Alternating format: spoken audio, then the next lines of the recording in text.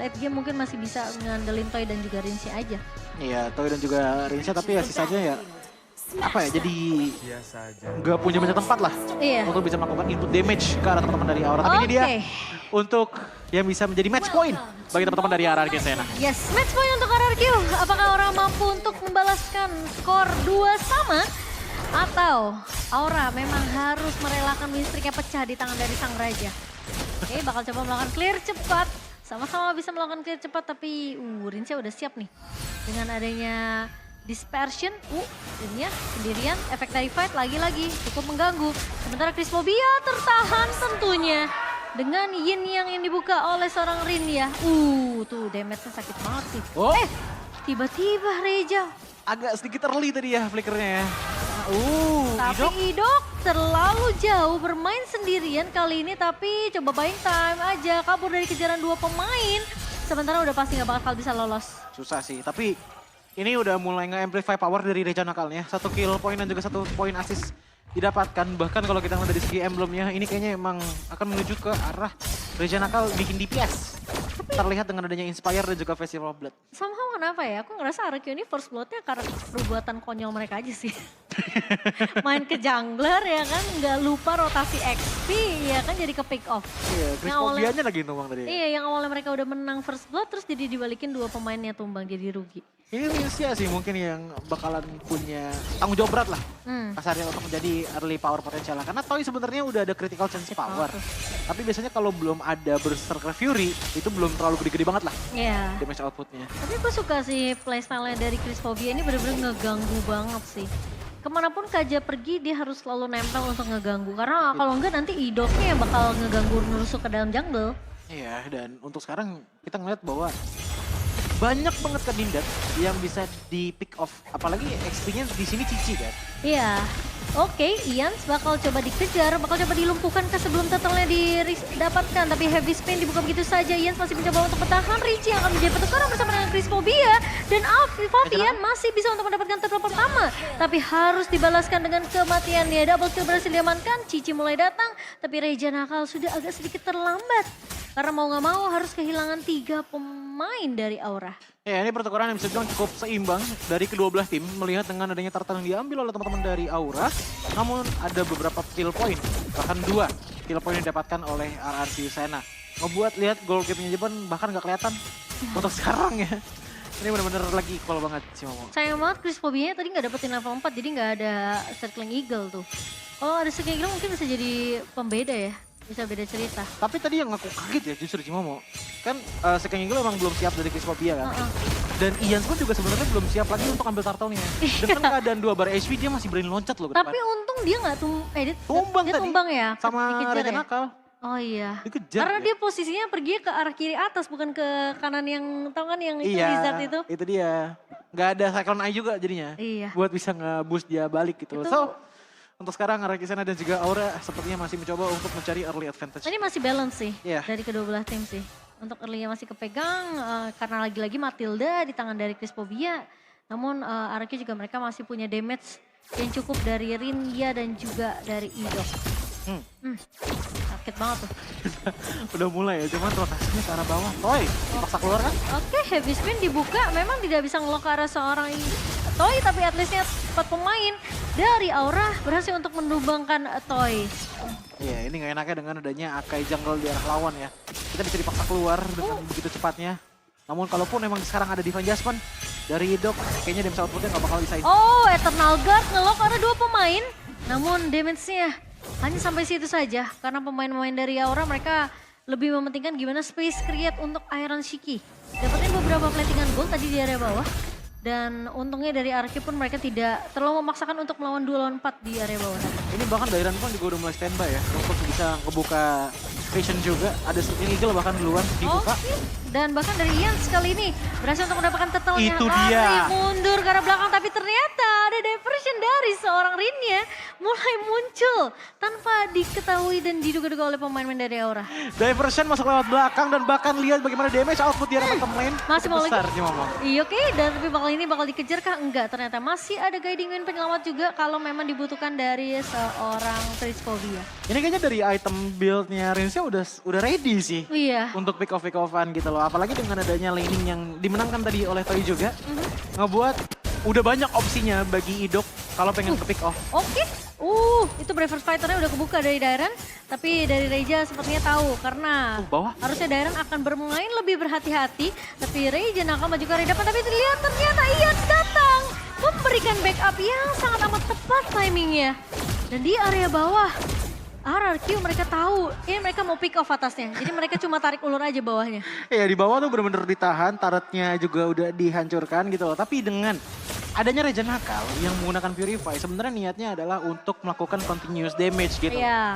Cuman di lain sisi ini ngebuat Reja nakal pun nggak bisa sustain begitu lama. Apalagi kalau kita ngeliat item pertamanya pun di sini War Axe.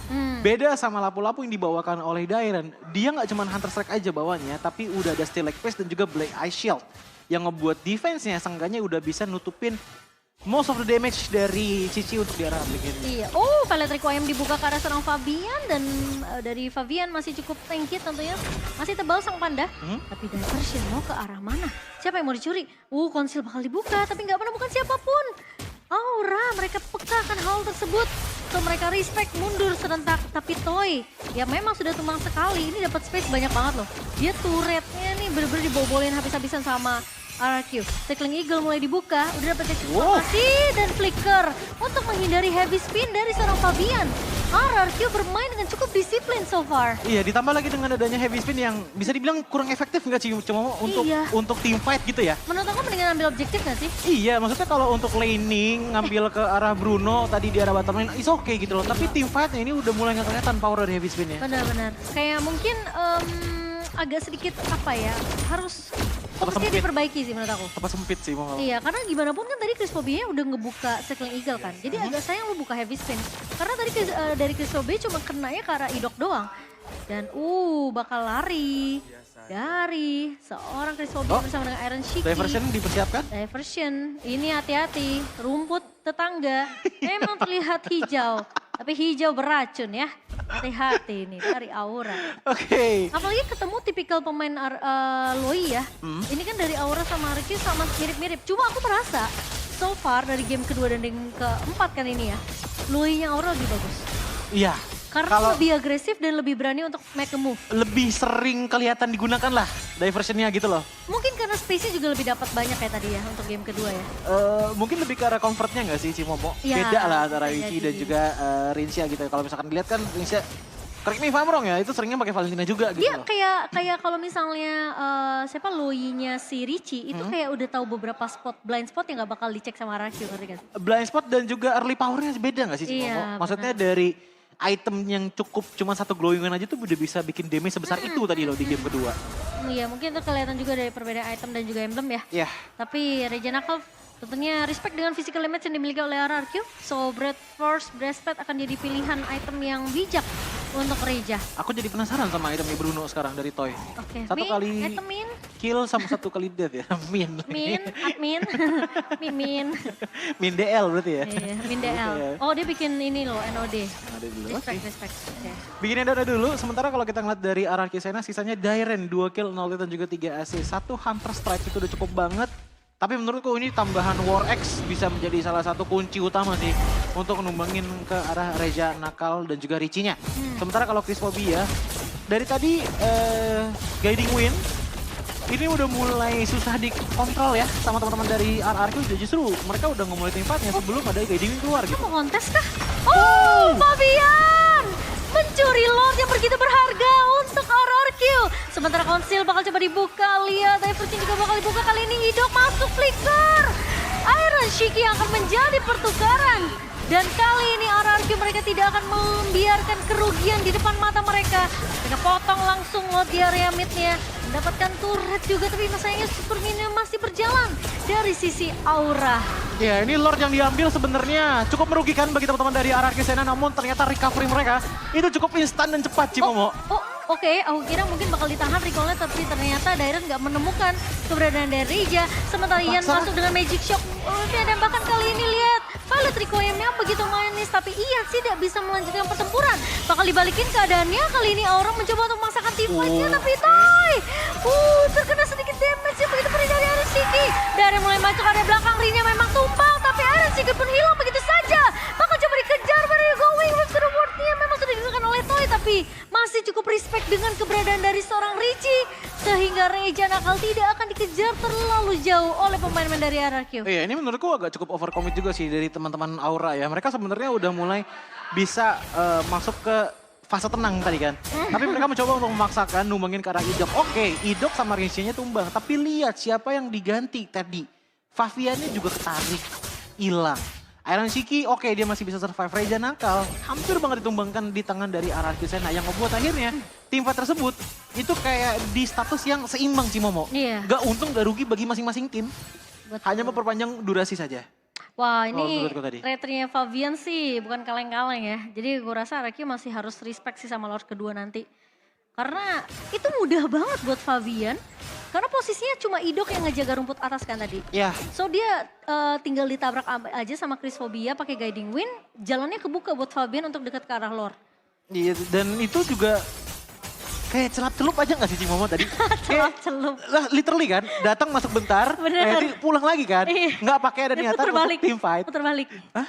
Assalamualaikum, muter balik tadi Cimomo. Iya. Gitu loh. Itu yang ngebuat akhirnya yaudah, Lordnya bisa dibilang cukup membuat aman inhibitornya ataupun base turretnya gitu. Karena kalau sampai dapat Lordnya tadi ya, ini udah hilang sih base turretnya dari Aura. Ente dah Ians katanya Fabian tuh ente kadang-kadang ente Ians. Ditambah lagi sama Dairon sih dari tadi aku lihat posisinya selalu bagus. Dia selalu yang ngeduluin dari Ians ya. Jadi Ians tuh nggak terlalu butuh banyak-banyak berkorban diri lah. Iya. Menjadi frontliner di gameplay kali ini yang ngebuat akhirnya sekarang networknya itu berbeda di angka 6.000. Tapi RRQ tuh seneng banget tim fight di area turret, kenapa ya? Cinta banget sama turret kayaknya. Lebih ke arah ini. Dia mereka mau kasih surprise engagement, Iya. engagement cuma kayak boleh gitu tunggu minion. Oke. Pas dia lihat 4 orang, oke putar balik. Oke, Dairon udah mulai mempelajari dari kesalahan sebelumnya ya. Nah mereka harus tutup nih, mereka Iya. harus tutup jalannya Fabian. Kalau enggak, lagi-lagi nanti kejadian Assalamualaikum Munten. Positioningnya udah bener sih ini. Ya. Udah aman lah ya. Oke. Untuk dari segi Lordnya, namun diversion kemana? Berlima-limanya. Oke. Oh enggak, mereka mau coba cut minion aja. Jadi biar at least enggak kalah cut duluan dibandingkan Aura. Ini di bawah udah rapi, di mid lane mungkin akan di freeze. Kira atas juga dirapikan. RRQ Sena punya potensi yang sangat kuat untuk menghilangkan base turret di arah mid lane sana. Diversionnya udah ada lagi dari ringnya. Udah ada lagi. Dan mungkin yang menjadi problem utama untuk sekarang Richie bagi RRQ Sena. Karena ini benar-benar di tengah banget dan dari levelnya bisa lumayan menjangkau lah. Banyak orang dari RRQ Sena. Menurut aku jangan terlalu offside sih sebenarnya Yeah. kalau misalnya mau pakai diversion juga ya. Masalahnya itu tadi Ci, mainnya sering dalam turret. Dia ke situ. Oh dia ke situ. Oke ditarik dan Idok kali ini masuk tentunya dengan satu body punch judgment. Tapi ternyata tidak bisa untuk menculik ke arah seorang Reja Nakal karena targetnya terlalu tebal. Sementara dari Lordnya bakal mengarah masuk ke area mid. Dan posisi di turret di area atas sudah dijebolkan begitu saja. Tinggal posisi area bawahnya. Super Minion masih berjalan ke area base dari pemain-pemain Aura kali ini. Tim fight-nya sepertinya sudah mulai disiapkan. Tapi masih ada Vivin. Ians masuk kali ini bakal coba ditahan dengan satu button Olga. Tapi ternyata Magic Violet Requiem-nya begitu connect dari seorang Ians. Darren memang tumbang. Tim fight-nya menjadi 4 lawan 5. Tapi Fabian juga akan ditukarkan. Kerugian kah untuk Aura sementara kali ini minionnya masih keluar dari area base-nya. So RRQ mereka nggak punya super minion yang bisa membantu melakukan end ke area base. Oke, tadi sebenarnya ada engagement yang dari belakang lagi kan? Diversion kali ini, tapi mereka menarik ke arah siapa, tapi ternyata masih bisa ditahan oleh Michi. Idok yang hilang. Kesalahan kah dari RRQ dibalikin keadaannya. Winter memang di dibuka. Tapi lihat posisi dari Rinsya hilang begitu saja. Dan tim fight dari Cici kali ini bakal coba untuk menahan dua pemain. Toy harus mundur, Ian juga mundur. Mereka nggak punya yang bisa nahan badan di area depan. Ini bakal bahaya kalau sampai Toy-nya benar-benar ditumbangkan. Tapi Dairen mencoba untuk datang menyelamatkan posisi dari pemain-main RRQ meskipun sedikit lambat. Tapi Toy bakal coba dikejar. Where are you going kali ini Cici dari Reja Nakal berhasil untuk melakukan shutdown ke arah seorang Toy. Ini dia yang tadi aku maksud dengan adanya engagement yang kurang efektif tadi Cimomo. Pertama kali dengan adanya diversion menuju ke arah out of bounds di sebelah kiri dari map. Gak masalah dia flicker. Tapi gak dapet Ricinya. Enggak, tadi yang pertama dulu nih. Oh yang pertama, Yang pertama kan tiba-tiba ada Idok. Dapat satu player, nggak tumbang. Yaudah dong, dan itu ternyata nggak ada follow up yang lain dari teman-teman yang lain. Cuma 2 orang kan tadi yang teleport. Yang kedua datanglah 3 orang. Cuma dengan posisi nggak ada sisi power dan juga nggak ada ultimate dari si Idok. Ini ngebuat akhirnya diversion mereka itu terbuang sia-sia menurutku. Karena justru ya di saat mereka pengen coba engage, justru mereka kehilangan member. Dan buying time yang sangat banyak untuk Aura bisa recover lagi Cimomo. Masalahnya mereka tuh tim fightnya kan di area base-nya Aura ya. Iya. Jadi udah pasti visionnya bakal terang untuk Aura juga. Pasti. So diversion seperti itu udah pasti bakal ditunggu sama pemain-pemain dari Aura. Konselnya dipakai kan tadi soalnya yang pertama. Konselnya dipakai yang pertama. Nah menurut aku diversion yang kedua itu nggak perlu sebenarnya. Iya makanya aku juga pikirnya nggak perlu. Menurut aku kayaknya nggak perlu deh. Karena untungnya ya mereka sekarang lore-nya masih bisa dipegang sama Arasu. Kalau mereka tadi tim fight-nya masih dipaksa juga sama Aura, aku bahaya rasa Aura yang bisa dapetin lore-nya sih. Turning point sih itu, bisa tiba-tiba langsung gold swing ke arah teman-teman dari Aura Esports. Namun ini Lord di menit ke-12 jadi masih enhance, di menit 16 jadi masih enhance juga. Cuman harus diingat bahwa base turret semuanya sudah mulai berantakan dari Aura. Jadi mungkin akan ada super enhancement yang dibawakan oleh teman-teman dari RRQ sana, tinggal bagaimana diversion dari Luoyi bisa digunakan kembali untuk melakukan one final push. Oke. Ini Ian mungkin menurut aku harus agak sedikit sabar ya. Dapetin momentumnya. Dia benar-benar harus sinkron sama ini sih, sama Dairen. Karena gimana pun yang tahan badan ini pasti Dairen. Dairen. Pasti Dairen. Toy-nya benar-benar gak boleh sampai kesentuh. Dan Lord sudah mulai masuk. Diversion dibuka tapi tidak akan ada siapapun. Fabian tertangkap di area depannya. Mencoba untuk mundur terlebih dahulu. Tapi di sisi belakang lihat ada satu buah sekelingkir memang sudah dibuka. Tapi posisi Ian menangkap ke area depannya. Dairen Sigi memang sempat terkena barrier koim tapi Dairen tumbang begitu saja. Dibalikin keadaannya, Heavy Spin memang sempat ngelok ke arah seorang Toy. Tapi Toy masih punya flicker mundur. Lordnya masuk ke area base-nya. Dairen Sigi berhasil terdapat double kill. RRQ berusaha untuk fokus ke area base-nya. Dia coba untuk dilakukan end tapi double kill dari Reja Nakal. Berhasil untuk menghentikan RRQ. Sementara Toy mau mencoba untuk mencari kali ini enggak. Ini bukan lawan yang sepadan. Reja Nakal masih benar-benar free banget tapi Chris Phobia kali ini bakal coba untuk melakukan RRQ. Apakah mereka bisa untuk melakukan endgame? Ternyata masih bisa ditahan berkat adanya minion yang keluar dari base Aura. Oke, niatnya dari Toy tadi adalah untuk mencoba melakukan basic attack terhadap base turret dari Aura. Namun lihat bagaimana capeknya Cici. Ini dia menurutku salah satu kekurangannya Cici. Untuk dari segi Yoyo Blitz-nya oke, Tapi mereka bisa TP kah kali ini? Bisa diversion tapi harus agak maju sedikit. Gak bisa. Dan ini udah buat respawnnya pada ya balik. Gak bisa, ini udah 4 pemain udah pada respawn dari Aura dan RRQ.